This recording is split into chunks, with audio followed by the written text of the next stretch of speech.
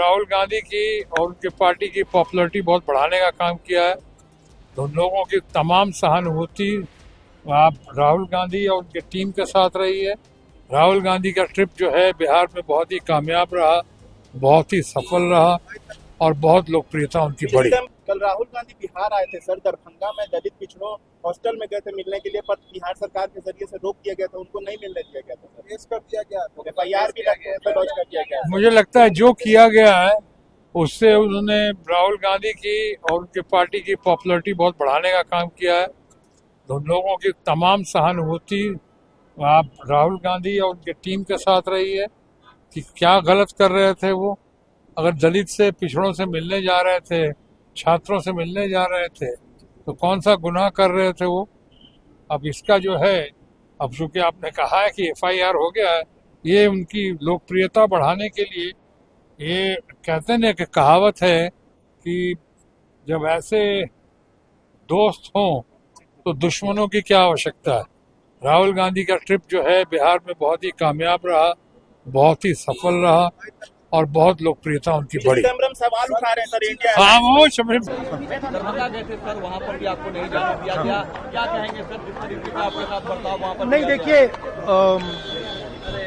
आज गया पहले मतलब इनको कोई प्रॉब्लम दिख नहीं रहा था, मगर अचानक उन्होंने फिर रोकने की कोशिश की, मगर ठीक है हम चले गए, हमने जो करना था कर दिया। जाति जनगणना की बात की मैंने वहां पे, और ये कहा कि देखिए जो प्राइवेट यूनिवर्सिटीज कॉलेजेस में कानून है कि रिजर्वेशन होना चाहिए, वो कानून लागू हो और 50% की जो दीवार है रिजर्वेशन वाली वो तोड़ी जाए। ये हमारी मांगे हैं और इनको हम पूरा करके दिखाएंगे।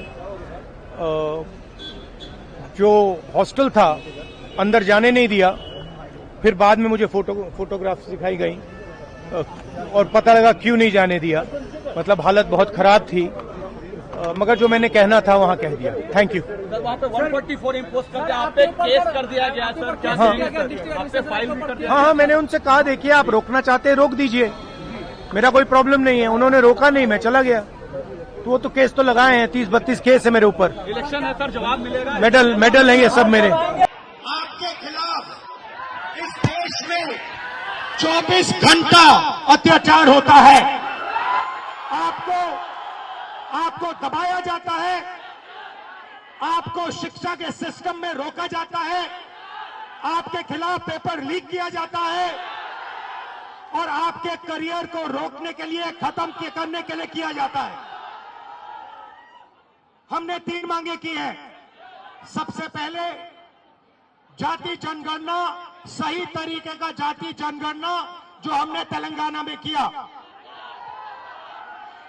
दूसरी बात,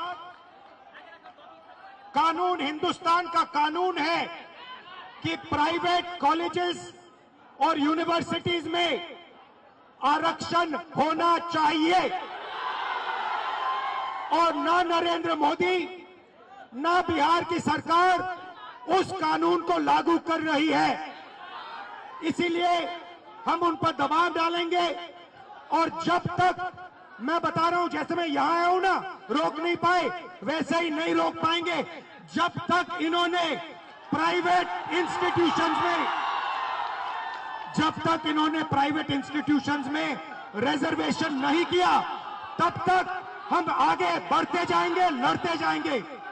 क्योंकि आप 90% हो, आप अपनी स्ट्रेंथ समझो।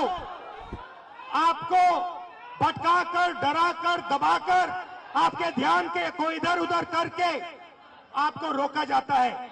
इस देश में आपके लिए कोई जगह नहीं है। 90% के लिए इस देश में कोई रास्ता नहीं है।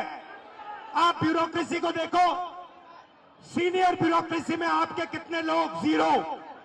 आप कॉर्पोरेट इंडिया को देखो, कॉर्पोरेट इंडिया में आपके कितने लोग? 0। आप हाई कोर्ट्स देखो, आपके कितने लोग? 0।